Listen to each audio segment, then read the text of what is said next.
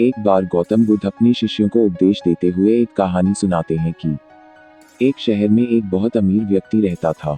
उसका नाम तो था धनीमल, लेकिन था वह बेहद कंजूस। उसका कहना था कि अगर आप अपना पैसा अपने पास रखेंगे तो सबको पता चल जाएगा कि आपके पास बहुत पैसे हैं। फिर चोर डाकू आपके पीछे पड़ जाएंगे और सारा पैसा लूट कर ले जाएंगे।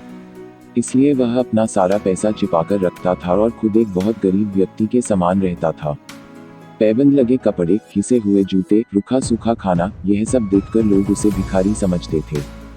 जिनको पता था कि वह धनवान है, वे उसे कंजूस कहकर बुलाते थे। एक दिन धनीमल को अपनी संपत्ति को चोरों से बचाने का एक बहुत बढ़िया उपाय समझ में आया। उसने सारे पैसों से बहुत सा सोना खरीद लिया और फिर सारे सोने को पिघलाकर उसका एक बड़ा सा गोला बना लिया। उसने शहर के बाहर जाकर एक पुराने कुएं के पास एक गड्ढा खोदा और सोने का वह गोला उसमें डालकर गड्ढा बंद कर दिया। वह अब निश्चिंत था। अपनी तसल्ली के लिए वह रोज रात को आकर गड्ढे में देख लेता था कि उसका सोना वहां है या नहीं।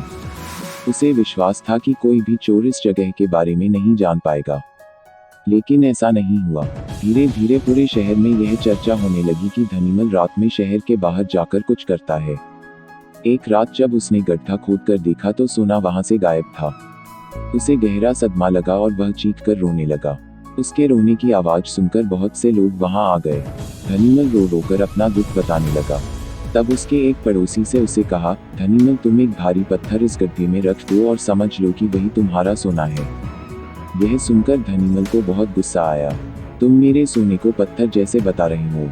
वह बोला, देखो धनीमल, वह सोना तुम कभी इस्तेमाल तो करते नहीं थे। एक पत्थर की तरह यहाँ उसे दबाकर रख दिया था, तो फिर यहाँ सोना हो या पत्थर क्या फर्क पड़ता है। उसका पड़ोसी बोला, बात तो ठीक ही थी। धनीमल ने बहुमूल्य सोने को पत्थर के समान मूल्यहीन बना दिया था। उसके बाद धनीमल ने मेहनत करके फिर पैसे कमाए, लेकिन अब वह कंजूस नहीं रहा था। अपने पैसे को वह अपने ऊपर और दूसरे लोगों की सहायता के लिए खर्च करता था। इस कहानी से हमें यह सीख मिलती है कि जब हम अपने पास रखे हुए किसी भी वस्तु का उपयोग खुद पर या दूसरों पर न करें तो वह मूल्यहीन बन जाता है, वह सोना ही क्यों न हो। इसलिए हर चीज का महत्व जानकर उसका सही इस्तेमाल करना चाहिए। अगर आपको मेरी यह कहानी अच्छी लगी है तो प्लीज सब्सक्राइब करें और अन्य लोगों तक पहुंचाने के लिए लाइक और शेयर करें।